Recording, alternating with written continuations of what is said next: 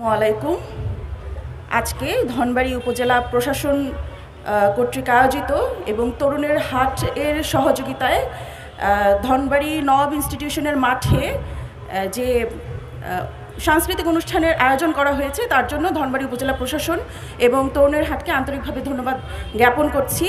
আমাদের আজকের এই সাংস্কৃতিক অনুষ্ঠানে উপস্থিত আছেন ধনবাড়ী উপজেলার সম্মানিত উপজেলা নির্বাহী অফিসার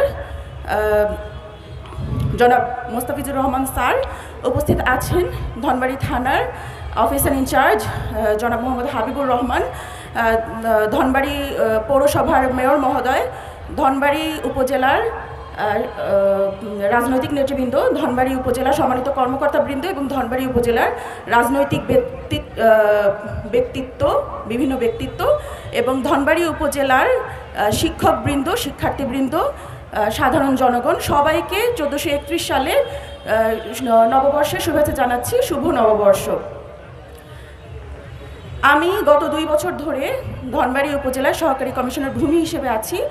প্রত্যেক বছরই নববর্ষে এখানে যে মেলা উদযাপন হয়, এই মেলাটি আসলে পুরো টাঙ্গাইল জেলায় অত্যন্ত সমাদৃত এবং বহুল পরিচিত। এর কৃতিত্ব আসলে ধনবাড়ী উপজেলার সাধারণ জনগণ এবং রাজনৈতিক ব্যক্তিত্ব যারা আছেন। ধনবাড়ী উপজেলার যে পৌরসভার মেয়র আছেন তাকে অবশ্যই দিতে হয় ধন্যবাদ। এত সুন্দর একটি মেলা সবসময় আমরা উপভোগ করে এসেছি এবং উদযাপন করে এসেছি নববর্ষ এই মেলার মাধ্যমে, এবং প্রতি বছর ধনবাড়ী উপজেলায় নববর্ষ এত সুশৃঙ্খলভাবে সুন্দরভাবে উদযাপিত হয়, কোনো রকম কোনো বিশৃঙ্খলা ছাড়া। তার জন্য ধনবাড়ী উপজেলার সর্বস্তরের জনগণ এবং যারা রাজনৈতিক ব্যক্তিত্ব আছেন, সম্মানিত গণ্যমান্য ব্যক্তিত্ব আছেন, সবাইকে আজকে আমি এই মঞ্চ থেকে ধন্যবাদ জ্ঞাপন করছি।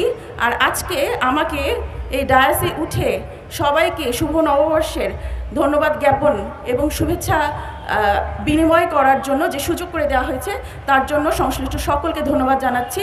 সবাইকে আসসালামু আলাইকুম। নববর্ষ সুন্দর হোক, শান্তি নিয়ে আসুক আমাদের জীবনে, এই প্রত্যাশা ব্যক্ত করছি। ধন্যবাদ। সকলের কাছে আমাদের এক আনন্দের উৎসবের দিন, সেই পহেলা বৈশাখ, শুভ নববর্ষ 1431।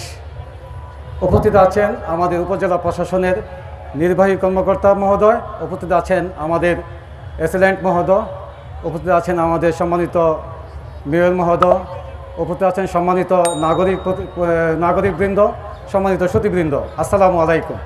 শুভ নববর্ষ। আসলে আমি মোহাম্মদ হাবিবুর রহমান, অফিস ইনচার্জ ধনবাড়ী। শুধু পরিচয়ের জন্যই আসা এখানে। আজকে এই মহেন্দ্রক্ষণে আপনাদের মাঝে হাজির হওয়ার জন্য এবং আমাকে কিছু বলার সুযোগ করে দেওয়ার জন্য ধন্যবাদ জ্ঞাপন করছি।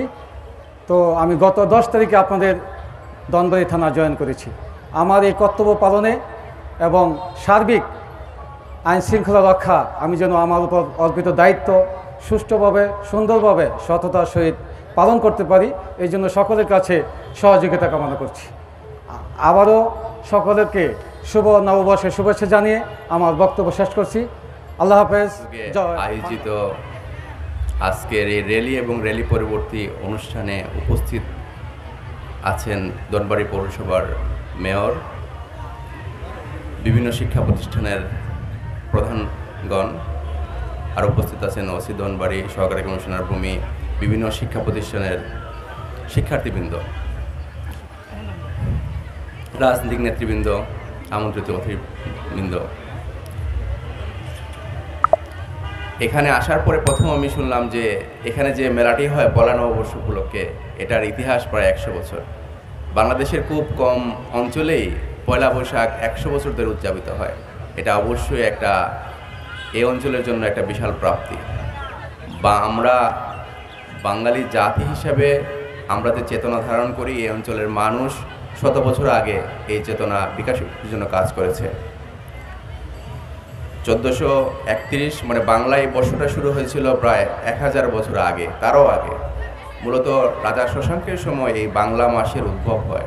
পরবর্তীতে সম্রাট আকবর তার রাজস্ব প্রশাসনের সুবিধার্থে উনি বাংলা সনকে সরকারি সন হিসাবে প্রতিষ্ঠা করেন এবং কর আদায়ের জন্য পয়লা বৈশাখকে উনি কর আদায়ের একটা দিন নির্ধারণ করেন।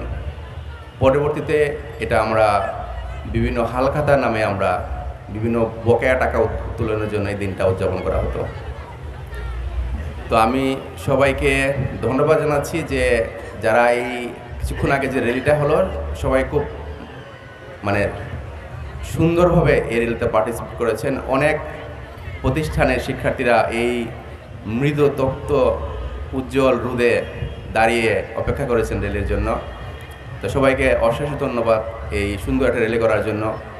বিশেষ করে আমাদের পৌরসভার মেয়র, উনি যে আমাদের এই অনুষ্ঠানের পাশে যে মেলাটি হচ্ছে, আমাদের উপজেলা প্রশাসনকে উনি সহযোগিতা করছেন একটা সুন্দর মেলা আয়োজনের জন্য।